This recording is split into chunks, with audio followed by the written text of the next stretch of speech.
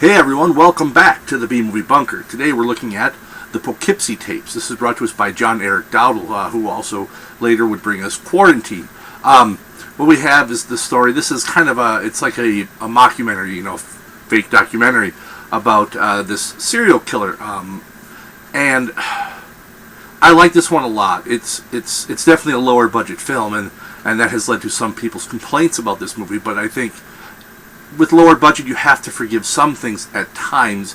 If the story is good, you can overlook the fact that maybe the acting isn't great, maybe the effects aren't as great. And the acting in this, I don't think it was bad. I mean, at times, some of the documentary parts are a little hokey and cheesy, but you also have to figure low budget.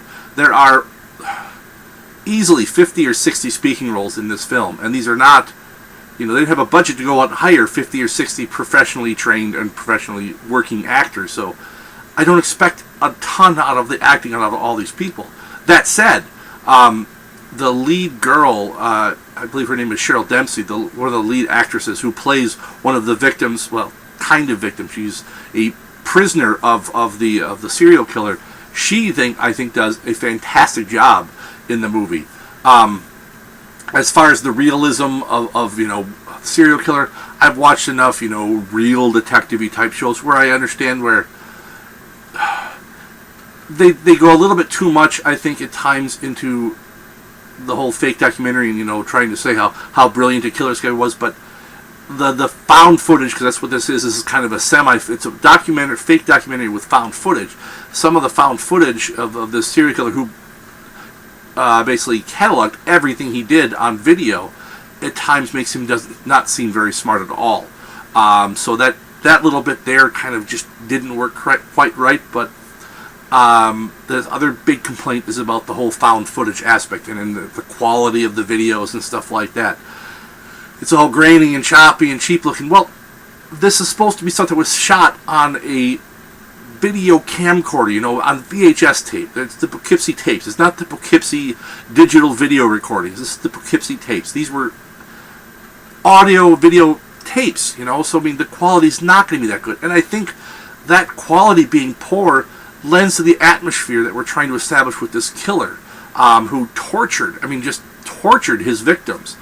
I would have preferred that there wasn't music with those parts of the tapes. I think it would have been better had there been no music, but instead they actually have, as if the killer was playing this kind of eerie, spooky music.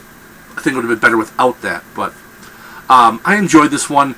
Some people may find it a little hard to watch because it does get uncomfortable at times. It's not excessively gory, but it is, the subject matter it touches on is, children and women and people being murdered, by the dozens by this serial killer. So that might be a little difficult for some people. On a scale of 1 to 10, it's kind of like finding some old home movies. And if you're older like me, home movies would mean stuff that had been shot on, like a Super 8 or that's actually on film or like videotapes. And you're watching these, and there's that nostalgia bit where it's like, you enjoy the fact that you're watching these old videos, but then you start watching it a little more closely, and you start realizing, God, my uncle was really kind of creepy. The way he stared at, my 13-year-old sister is really, really kind of creepy. And you realize that, that explains a lot about what happened to him later in life. And it's that uncomfortableness of looking back at these tapes of your life and saying that, fuck, how did we not notice this? And that's kind of how I feel this thing is this guy made all these videos and did all these things, and people never noticed the serial killer doing these things and who the serial killer was. So I liked it. I think it's one worth checking out, especially if you like these later films like Quarantine. I think going back and seeing where this guy started is a good thing. It's great to see the growth that the directors and writers and actors and all these people have as they perfect their craft, and seeing where they started and where they are now. You can see growth with him as far as what he's done as a filmmaker. So that's what I have for this one. Until next time, you all stay safe out there in the wasteland, folks.